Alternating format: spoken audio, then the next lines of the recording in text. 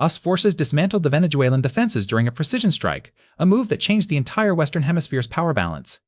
This sudden military shift fundamentally altered regional geopolitics. The US military executed a long-planned strategy to capture Nicolás Maduro rather than achieving a diplomatic victory. Special Operations Precision collided with sudden geopolitical shifts, ending the long diplomatic stalemate in Caracas. This event changed how the world interacts with the current Venezuelan regime. To see why this matters, look at the months of rising tension before the raid happened, as escalating geopolitical friction preceded the event.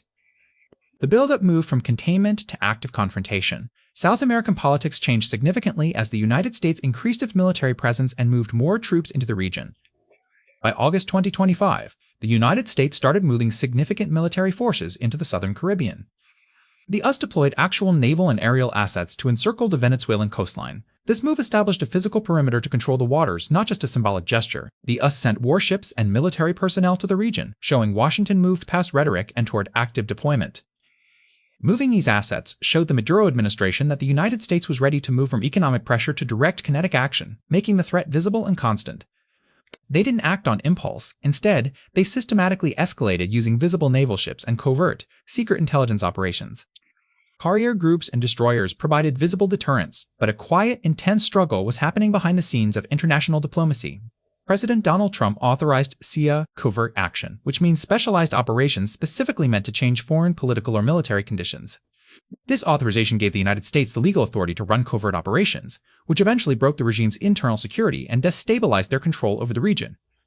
These operations went beyond simple intelligence gathering. They actively worked to destabilize and break Maduro's control over Venezuela. The plan aimed to break Venezuelan military loyalty and split the ruling elite, setting the stage for a direct strike against leadership. For months, U.S. Southern Command prepared for the 2026 intervention in Venezuela, known as Operation Absolute Resolve. The name implied a finality. It promised to end the Venezuelan crisis with unilateral action, skipping the long negotiations that defined the previous years. U.S. sanctions had already crippled Venezuela's economy and disrupted basic functions long before recent shifts, severely impacting the nation's stability.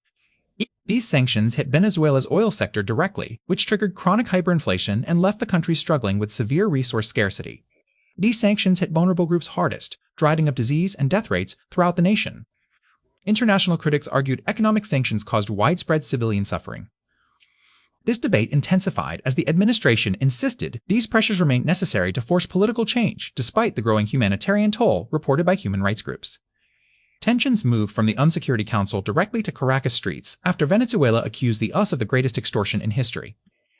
Diplomats in New York hit a wall after the Maduro regime called its actions the greatest extortion in history, effectively stalling ongoing international negotiations.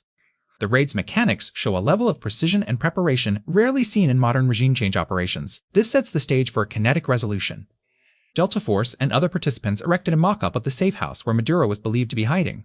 The CIA successfully infiltrated the Venezuelan presidency's inner circle, gaining deep access to high-level officials. The CIA sent a team into Venezuela that began tracking Maduro's movements using a source close to the president. Intelligence teams used a highly reliable source close to Maduro to track his exact movements inside his heavily fortified residence. This human intelligence drove the entire operation, giving us the specific, actionable details needed to bypass the presidential compound's high-tech security systems and its complex, layered architecture. Equipped with this critical intelligence, the U.S. military carefully planned the strategic capture months before the actual strike took place. The CIA team tracked Maduro's movements. Delta Force even built a mock-up of his suspected safe house. Delta Force operators joined the mission during the 2026 US intervention in Venezuela. The CIA sent a team into Venezuela to track Maduro's movements, and plans were made for his capture months in advance. The U.S. military even built a full-scale replica of Maduro's suspected safe house to prepare for the operation, meticulously recreating the structure's layout to train troops for the specific mission. The operation involved plans for Maduro's capture made months in advance, with Delta Force and other participants erecting a mock-up of the safe house. Trump called the target a very highly guarded fortress needing extreme tactical precision during the planned operation. Trump described the safe house where Maduro was believed to be hiding as a very highly guarded fortress. The ground raid peaked everything, but secondary Caribbean military actions had already increased the tension, further destabilizing the region. The U.S. Southern Command conducted military strikes on vessels in the Caribbean and a drone strike on a drug loading facility. The U.S. military conducted operations to bomb suspected drug boats across the vast stretches of the Caribbean and Pacific Oceans.